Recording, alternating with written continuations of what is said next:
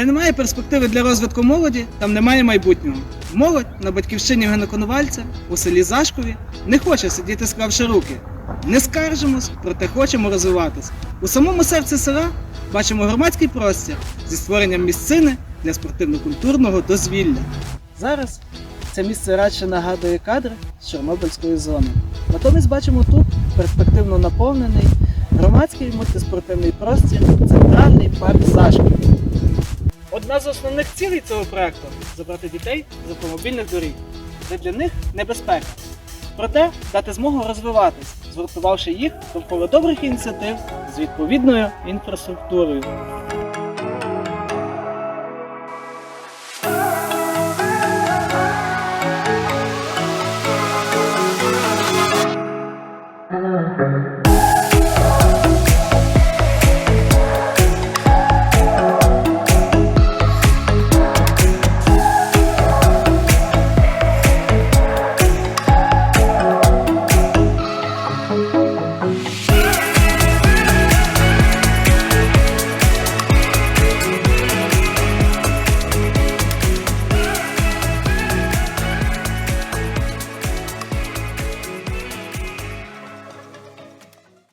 Скейт-парк, дитячий майданчик, майданчик зі силовими тренажерами, футбольне та волейбольне поле, тенісний корт, відкриті трибуни, амфітеатр, зелена зона та смуги перешкод дадуть можливість розвиватись добрим та потрібним, музично-театральним, патріотично свідомим, духовно-виховним та руханково-спортивним ініціативам.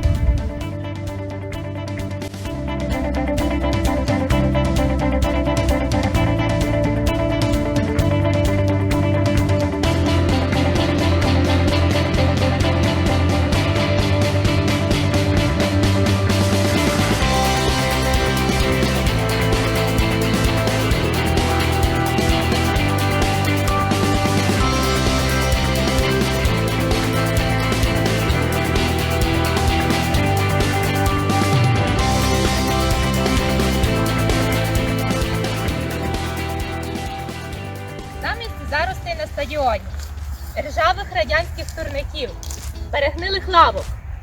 Ми бачимо громадський мультиспортивний простір «Центральний парк Зашків».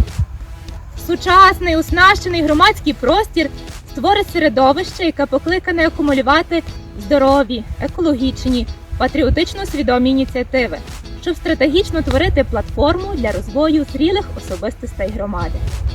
Найкраща інвестиція – це інвестиція у знання та розвиток. Тому облаштування центрального громадського простору в Зашкові – запорука сталого поступу громади. За спогадами зашківця Михайла Творидла, на початку ХХ століття Євген Коновалець активно працював у місцевій читальні «Просвіта», організував побудову народного дому, створив осередок військово-спортивного патріотичного товариства «Сокіл» та місцеву команду копаного м'яча «Змах». Так тоді й називали футбол. Цьогоріч святкуємо 130 років від народин полковника Євгена Коновальця. Та відтоді справа не спить.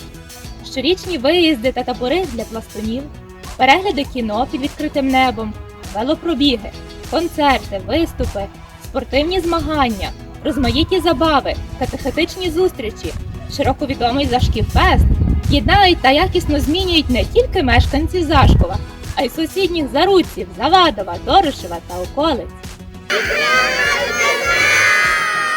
Міцна країна складається з міцних громад, які творять потужні лідери. Створимо умови для подальшого формування лідерів та пасіонарних особистостей. Бо наш земляк, як каже знаний історик Володимир В'ятрович, став ключовим кризовим менеджером українських національно-визвольних змагань. І ми розуміємо, як таких особистостей потребує наша країна тепер. Зараз це наша мрія. Завдяки вашому голосу вона впродовж року стане реальністю!